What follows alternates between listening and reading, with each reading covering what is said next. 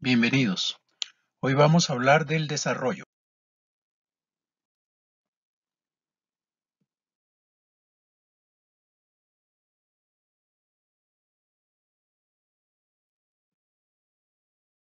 El desarrollo es un concepto que surge después de la Segunda Guerra Mundial, cuando se reúnen las Naciones Unidas y poco a poco se dan cuenta de las diferencias que hay entre unas y otras naciones. Por ejemplo, en esta parte del mundo podemos darnos cuenta que la vida en Guatemala no es la misma que se puede estar dando, por ejemplo, en Argentina, en los Estados Unidos o en cualquier país de Europa. Entonces surgió la preocupación de saber por qué es que existen tantas diferencias entre los países, por qué hay tantas diferencias entre una nación y otra nación. En un primer momento se dijo, todos creían que habían partido desde un primer punto en común y que poco a poco, como una carrera, algunos se habían adelantado y otros se habían atrasado. Que eso es lo que mostraba que hubieran países que mostraban un alto desarrollo porque habían avanzado fuertemente en el carril que les correspondía, en tanto que otros estábamos atrasados porque habíamos caminado muy despacio, porque habíamos corrido lentamente, porque tal vez éramos algo haraganes y entonces no avanzábamos en el carril que nos correspondía. Hasta que vino CEPAL, hizo un estudio y este rompió con ese pensamiento. Naciones Unidas tomó la decisión de conformar una comisión que se encargara de investigar la razón de las diferencias entre las naciones. Esa comisión es la Comisión Económica para América Latina, CEPAL, la que posteriormente se va a conocer como la Comisión Económica para América Latina y el Caribe.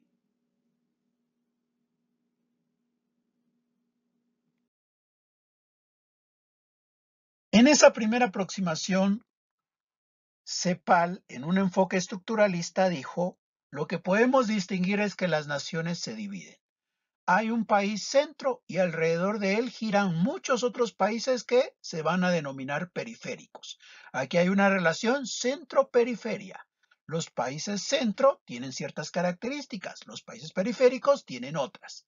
Empezando, por ejemplo, en cuanto a qué produce cada uno de estos países. Resulta que el país centro se dedica a la producción de manufacturas, mientras que el país periférico a qué se dedica? Se dedica a la producción de alimentos o materias primas. Ahora, lo que producen los países periféricos, ¿a quién se lo venden? Las materias primas se las venden al centro, los alimentos se los venden al centro. ¿Y qué hace el centro? El centro recibe esas materias primas, recibe esos alimentos y empieza un proceso de transformación, la creación de manufacturas. ¿Y a quién le vende sus manufacturas el país centro? A los países periféricos. Entonces, hay un solo país que se dedica a la producción de manufacturas y hay un solo comprador de materias primas. Como solo hay un comprador de materias primas, él les impone sus condiciones a los países periféricos. Como solo hay un vendedor de manufacturas, él impone las condiciones a los países periféricos. Los países periféricos producen materias primas, son muchos, no pueden imponerle las condiciones al centro. Los países periféricos son muchos y todos quieren comprar las manufacturas que produce el centro, no pueden imponer condiciones. Aquí las condiciones las impone el centro, el que produce las manufacturas y está determinando qué es lo que ocurre en los periféricos, que son los que producen, como dijimos, alimentos o materias primas.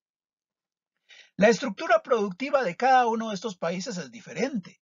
El centro, por ejemplo, tiene una estructura productiva diversificada.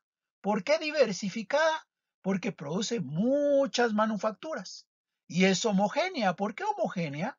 Porque el avance tecnológico en cada una de esas actividades económicas es similar. Entonces las estructuras del centro se caracterizan por ser diversificadas, producen muchos bienes y homogéneas porque su avance tecnológico es similar en todas. Ahora, ¿qué ocurre en las periféricas? Las periféricas son, por el contrario, simples, son diversificadas. Solamente normalmente producen un bien y ese bien que producen es el que va a presentar algún avance con relación a los otros bienes que se producen dentro de ese país y que no se dedican a la exportación.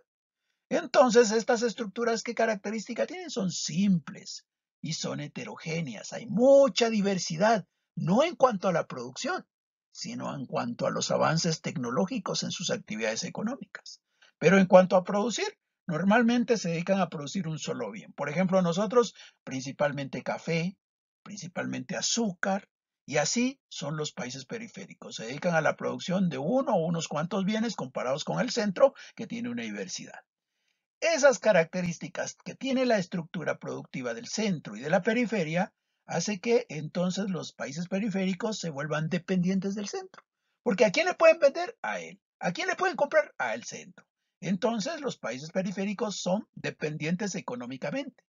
Pero también existe una dependencia política. Muchas veces el centro es el que determina quién ejerce el poder político dentro de estas periferias.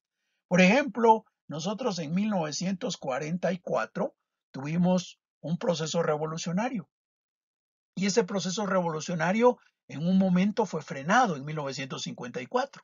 Ahora, ¿qué es lo que frena el proceso revolucionario de Guatemala, país periférico, en 1954?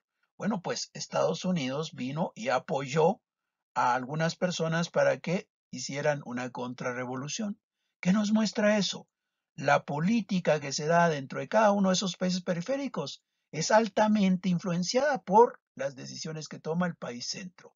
Existe una dependencia política, pero también existe una dependencia cultural. ¿Por qué? Porque ¿qué idioma es el que nosotros estudiamos como secundario? Pues estudiamos el idioma inglés. ¿Y por qué el idioma inglés? Porque el idioma inglés nos permite tener relación con el centro. Tenemos una dependencia cultural y no solamente con relación al idioma. Las películas que vemos, muchas vienen en inglés o dobladas, ¿verdad? Muchas son producidas allá en Estados Unidos. Mucha de la música que escuchamos proviene de esa parte del mundo también. Entonces, ¿qué tenemos ahí? Una dependencia económica, una dependencia política y una dependencia cultural. Esa dependencia que tenemos del centro hace que nuestro desarrollo dependa de lo que ocurre en el centro. El desarrollo siempre va a ser desigual, porque el mayor desarrollo se va a alcanzar en el centro. Y poco a poco será la periferia la que va a desarrollar dependiendo de qué le permite el centro. Y eso se replica al interior de cada uno de los países también. Por ejemplo, Guatemala es un país periférico, en sus relaciones internacionales tiene esas características que hemos descrito, pero a su interior también. El área rural y el área urbana muestran esas relaciones y muestran cómo el área urbana es la que marca el desarrollo que pueda tener el área rural. Es decir, el desarrollo por naturaleza viene a ser desigual. Por esas relaciones que se dan, el desarrollo siempre va a ser desigual. Entonces, no es que todos los países hayamos salido en la competencia justamente al mismo tiempo cuando sonó el disparo y que unos nos hemos quedado atrasados y otros han avanzado más. No, lo que ocurre es que las relaciones que hay acá son las que nos obligan a quedarnos en rezago con relación al centro.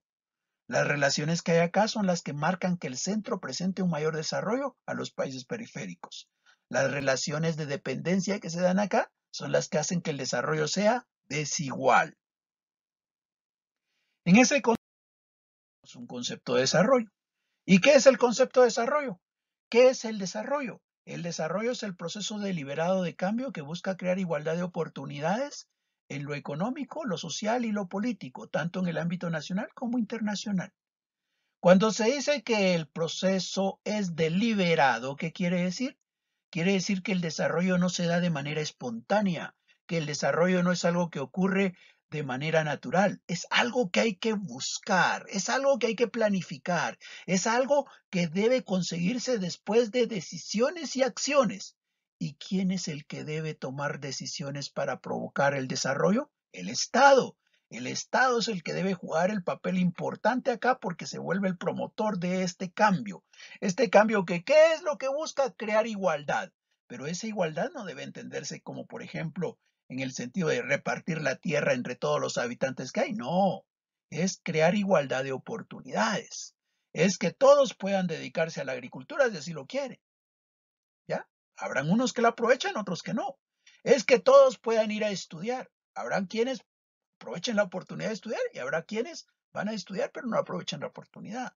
Aquí lo que se busca con este proceso es crear igualdad de oportunidades, que todos tengan la oportunidad. Obviamente no todos la van a aprovechar, pero todos deben de tenerla. Eso debe ocurrir en el ámbito económico. En el ámbito económico, todos tenemos que tener la oportunidad de conseguir un trabajo o de por lo menos conseguir una fuente que nos permita un ingreso. Habrá quienes la aprovechan, habrá quienes no. En lo social, todos debemos de tener las mismas oportunidades. En lo político, todos debemos de tener las mismas oportunidades. Es decir, no solamente se trata de que todos podamos ejercer el derecho aquel de elegir, sino también el derecho a ser electo. Que todos realmente tengamos esa posibilidad. No que, si tengo recursos económicos puedo ejercer el derecho a ser electo, pero si no, me corresponde solamente el de elegir. No, la igualdad de oportunidades es que todos tengamos la posibilidad de ejercer ese poder político. Y esta igualdad de oportunidades que se da en lo económico, lo social y lo político debe ocurrir en todo el territorio nacional. Eso quiere decir que los que están allá afuera, en la parte más lejana de la ciudad, deben de tener tantas oportunidades en lo económico, lo social y lo político como las que tenemos acá en la ciudad de Guatemala. Y eso no solamente en el ámbito nacional, sino también internacional. Eso quiere decir que las oportunidades en lo económico, lo social y lo político que se dan aquí en Guatemala deben de ser similares a las que se tienen allá en Estados Unidos, en Europa o en cualquier otra parte del mundo. Este es el concepto de desarrollo. ¿Qué es el desarrollo? Un proceso deliberado de cambio que busca crear igualdad de oportunidades en lo económico, lo social y lo político, tanto en el ámbito nacional como en el ámbito internacional.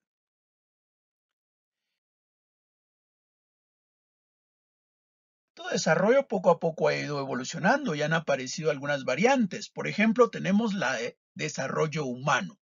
El desarrollo humano es un concepto que surgió más o menos en la década de los 90. ¿Y qué es lo que busca? Lo que busca es centrar la atención en el ser humano. Esto también está en el contexto de Naciones Unidas.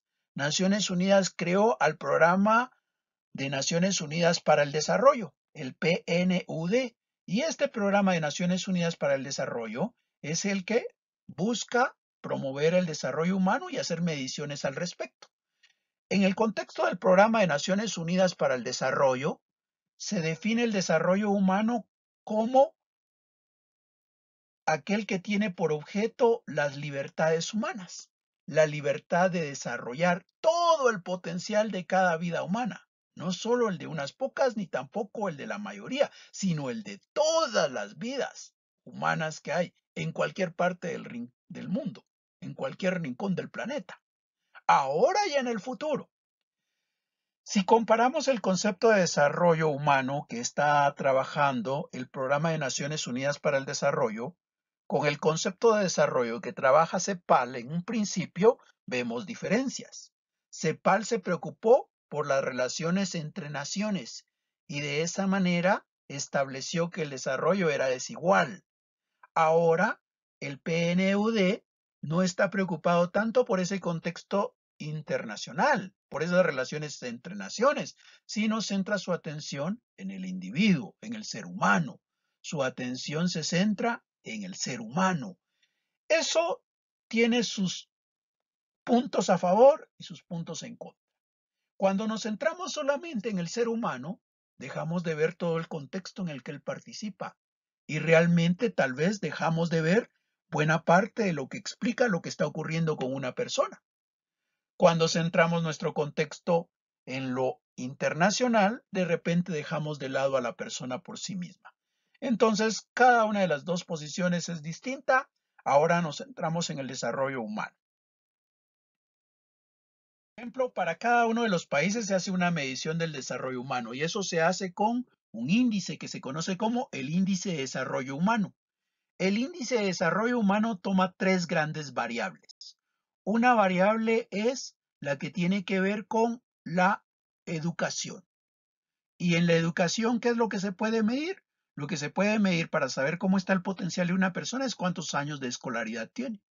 Entonces, la cantidad de años permite ubicar un elemento dentro del índice de desarrollo humano. En el caso de Guatemala, por ejemplo, para el 2019, 10.6 eran los años promedios de escolaridad esperada. ¿Y cuántos eran completados? Solamente 6.5.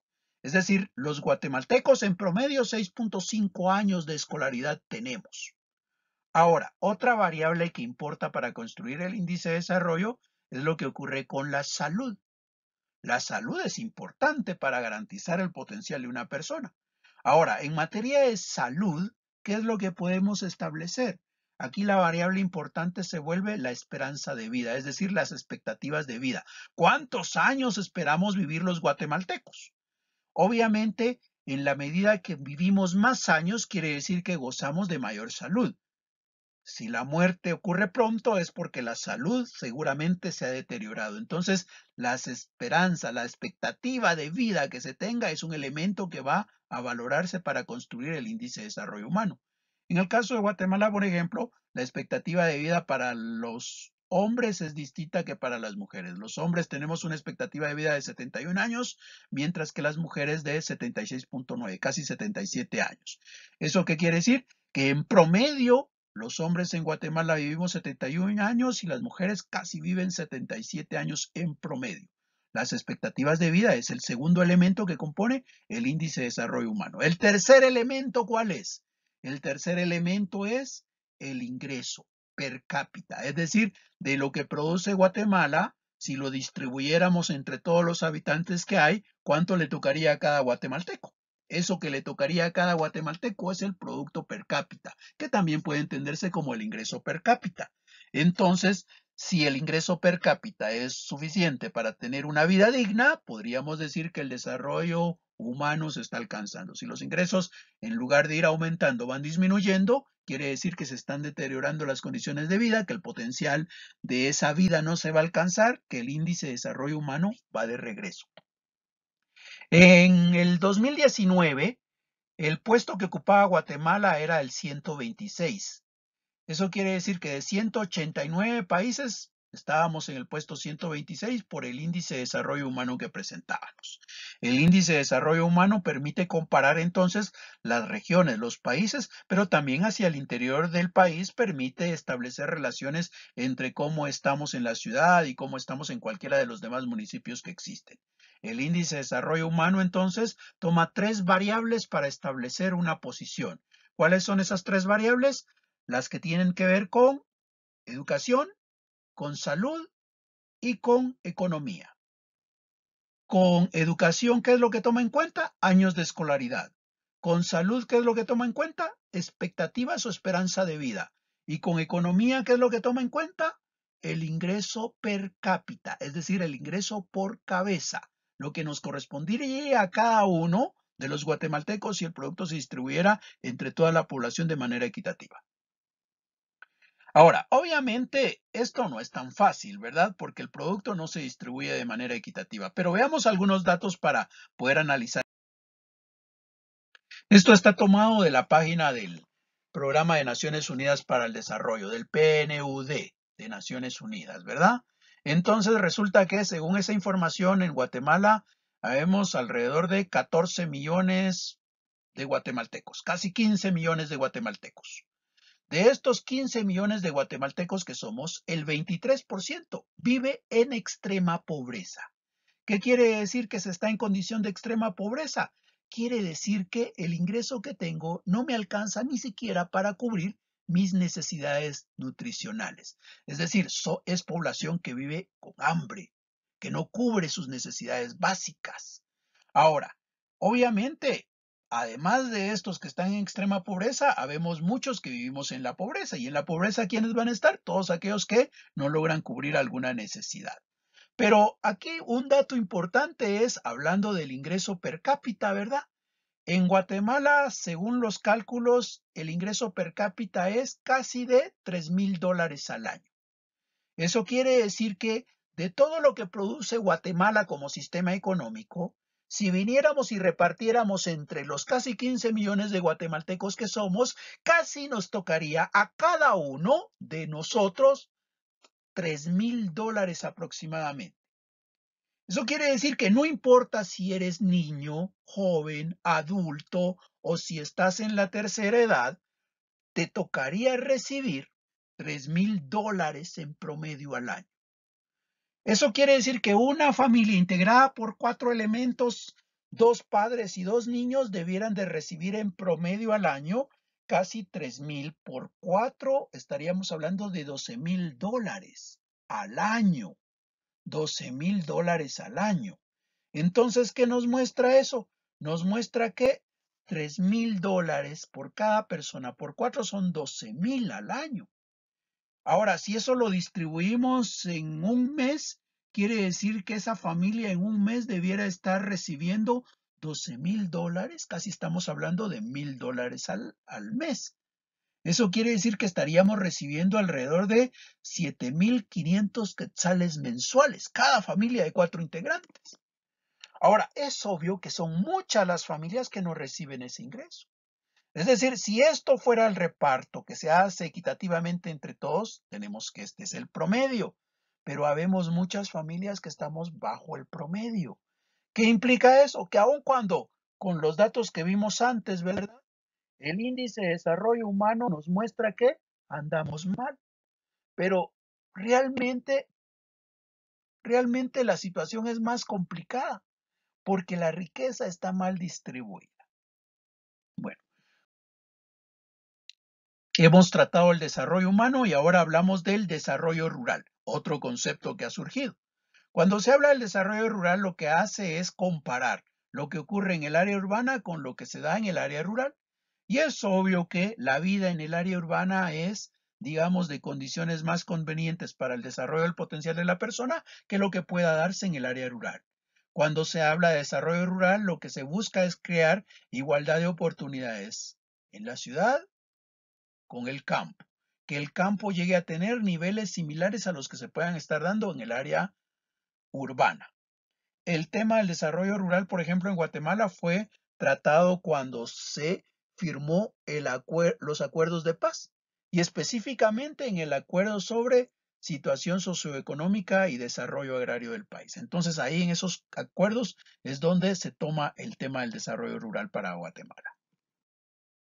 Otro tema relacionado con el desarrollo es el de desarrollo sostenible. El desarrollo sostenible es un concepto que surge también al seno de las Naciones Unidas en 1987.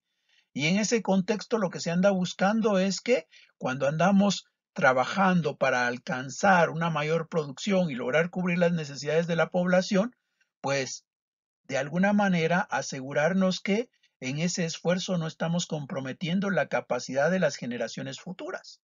¿Y cuál es la capacidad de las generaciones futuras? El ambiente, los recursos naturales. Que esos recursos naturales que hoy estamos tratando de aprovechar para cubrir las necesidades de ahora, no se vayan a perder, no se vayan a quedar sin la posibilidad de ser utilizados por las generaciones futuras. Entonces, cuando se habla del desarrollo sostenible, se habla de tratar de aprovechar los recursos naturales, de aprovechar el ambiente en el que estamos, pero de que ese aprovechamiento no implique dejar sin la posibilidad que las futuras generaciones también lo puedan hacer. Por ejemplo, eso es una limitante para nosotros como país, ¿verdad? Porque en el caso de Estados Unidos y muchos países hoy industrializados lograron su desarrollo sin necesidad de esas limitaciones. Hoy nosotros si queremos industrializarnos nos dicen que bien guatemaltecos, está apropiado que ustedes quieran desarrollarse, pero eso sí, cuando busquen industrializarse, por favor, respeten el ambiente. Asegúrense que los recursos naturales van a poder aprovecharse por las futuras generaciones. ¿Y por qué? Porque estos recursos naturales que nosotros aprovechamos no son un patrimonio de nosotros, son un patrimonio de la humanidad. ¿Y quién es la humanidad? Tanto los que vivieron antes, los que vivimos ahora, como los que van a vivir después, las futuras generaciones. Entonces, hablar de desarrollo sostenible es hablar de realizar actividades económicas respetando el uso apropiado de los recursos para asegurar que estos recursos naturales van a poder ser también explotados por las futuras generaciones. Con esto concluimos, agradezco su atención y seguimos en contacto.